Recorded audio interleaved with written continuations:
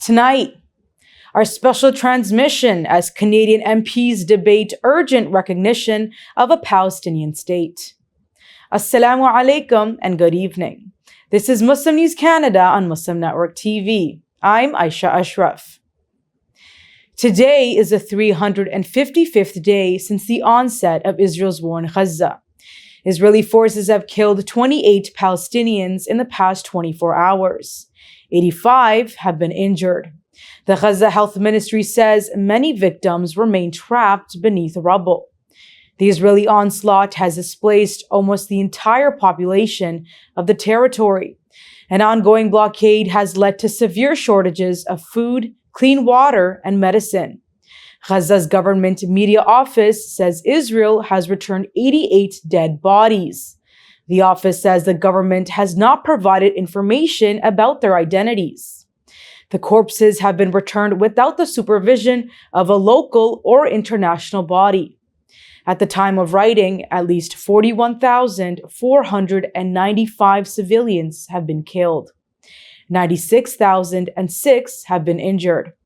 A report in the British medical journal The Lancet estimates Israeli actions could have killed 186,000 civilians since October 7th. The report was published in July. Israel faces accusations of genocide at the International Court of Justice for its actions in Gaza. A report shows the U.S. Agency for International Development and the State Department's Refugee Bureau have concluded Israel is intentionally blocking aid to Gaza. A 17-page memo documents numerous instances of Israel hindering humanitarian assistance. These include attacks on aid workers and the destruction of crucial infrastructure.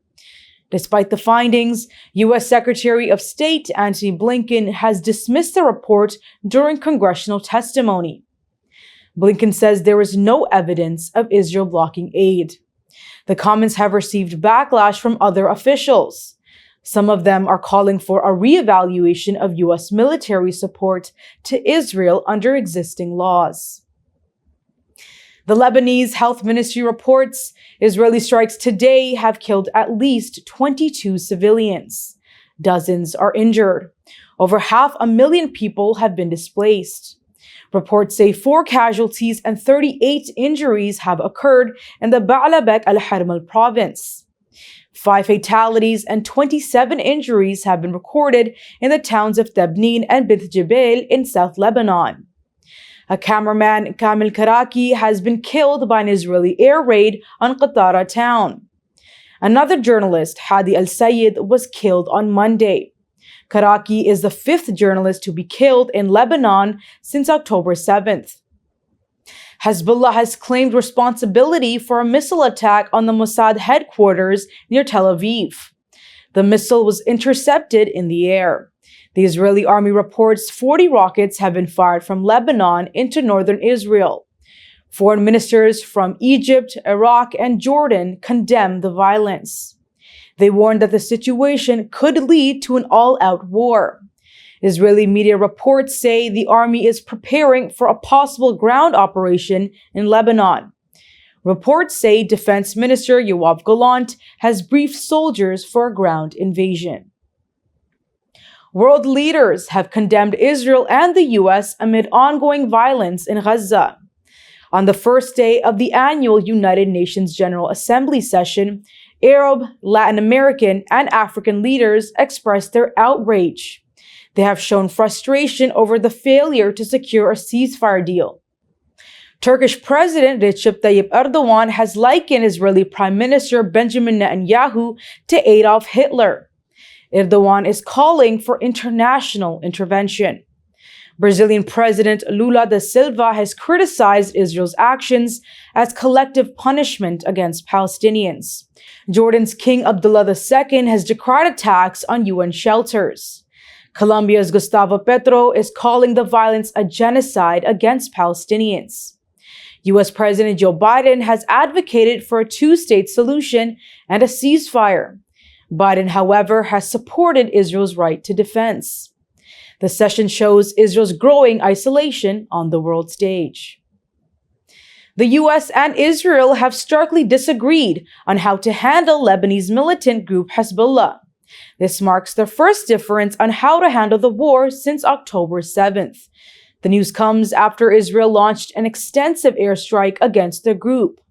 Reports show the US officials warned such military action could escalate tensions and undermine diplomatic efforts. Israeli leaders argued that a strong military response was necessary to force Hezbollah to engage in negotiations. The US has been very supportive of Israel's right to self-defense. However, it has become increasingly concerned about the rising casualties in Lebanon. Members of the House of Commons Foreign Affairs Committee are set to reignite a discussion today on the urgency of Canada recognizing a Palestinian state. The motion is introduced by Liberal MPs. It seeks to dedicate 4 sessions to exploring this matter. The motion is getting support from New Democratic Party and Bloc Québécois members. Conservative MPs are trying to prevent a vote. New Democratic Party Foreign Affairs critic Heather McPherson says there is a need for immediate action. McPherson warns delays could risk recognition if the government changes after the next election. The motion follows a previous proposal that passed in March. It calls for Canada to work towards establishing a Palestinian state. Some critics say the motion is politically motivated. Others advocate for swift recognition. They argue the move aligns with Canada's commitment to peace and self-determination for Palestinians. Prime Minister Justin Trudeau has expressed concerns about the viability of a 2-state solution. Trudeau has previously said that Canada will choose the right moment for recognition. Stephen Brown, CEO of the National Council of Canadian Muslims, says Canada should move towards recognition quickly to promote peace. The Canadian government is one of the 25 countries to abstain from a United Nations General Assembly vote last May. The session was held to grant new rights and privileges to Palestinian representatives. Iran's Islamic Revolutionary Guard Corps have arrested 12 individuals accused of being operatives for Israel. Reports say the operatives were planning attacks against Iran's security. The arrests have been carried out across 6 provinces. The Corps says the operatives are part of a network conducting surveillance and sabotage for Israel.